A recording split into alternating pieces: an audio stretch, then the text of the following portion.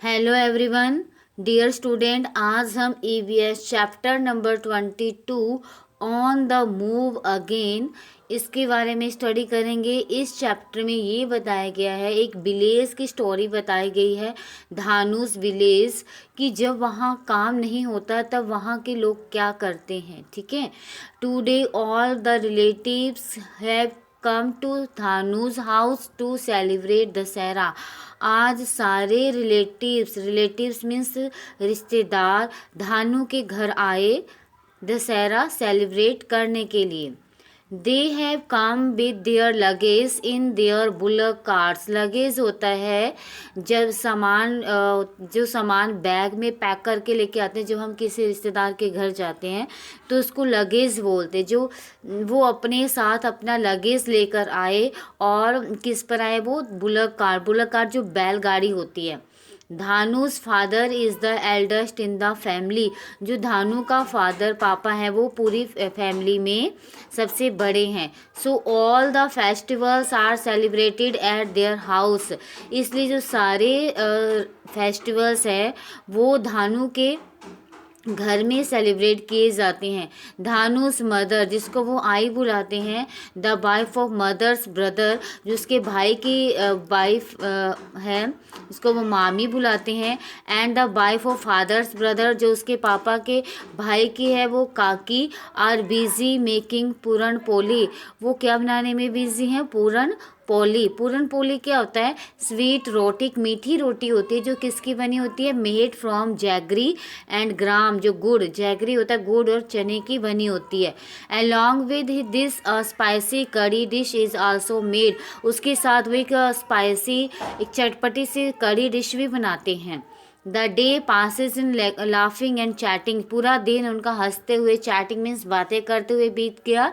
But by evening everyone's mood change. जब शाम हुई सबका मूड चेंज हो गया।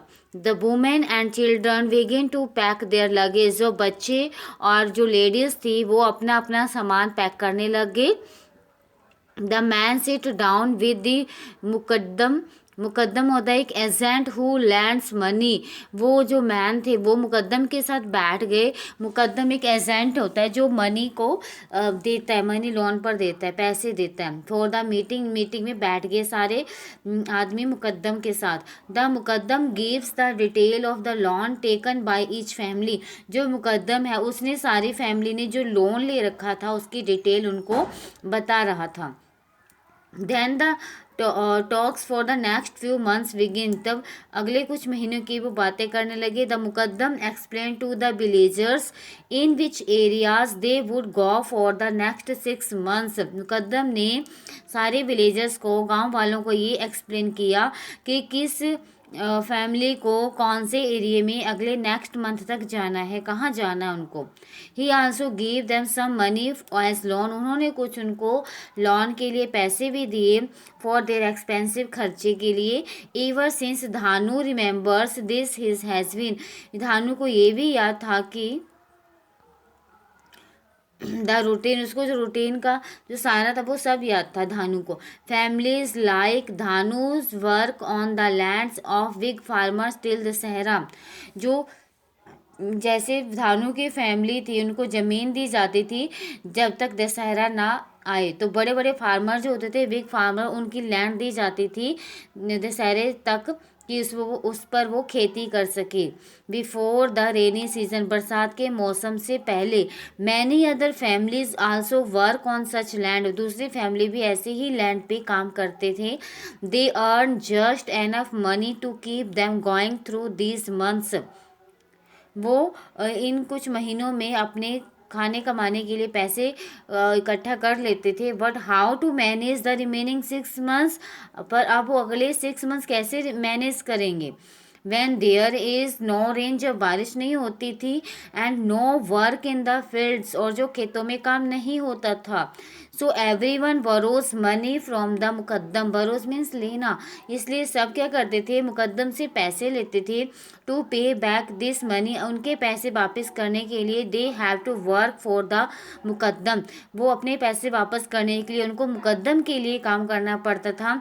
मुकद्दम इज़ एन एजेंट, मुकद्दम एक एजेंट था फॉर शुगर केन फैक्ट्रीज, एक शुगर केन मीन्स गन्ने की फैक्ट्री का एक एजेंट था। He helps them to find work in sugar cane fields, वो शुगर केन के जो खेत होते थे उनमें इनको काम ढूंढने में ये मुकद्दम उनकी हेल्प भी करता था।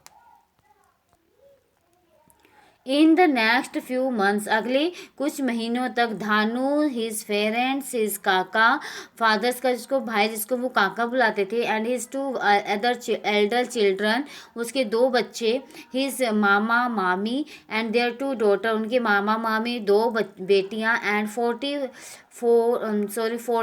50 other families from the village will stay away from home, और ऐसे ही 40-50 दूसरी फैमिलियां जो गांव में रहती थी वो ऐसे ही काम करते थे। इन द 6 मंथ, अगले 6 महीनों के लिए, Dhanu and many children like him will not be able to go to school, Dhanu और दूसरे बच्चे वो अपना स्कूल भी नहीं जा पाते थे।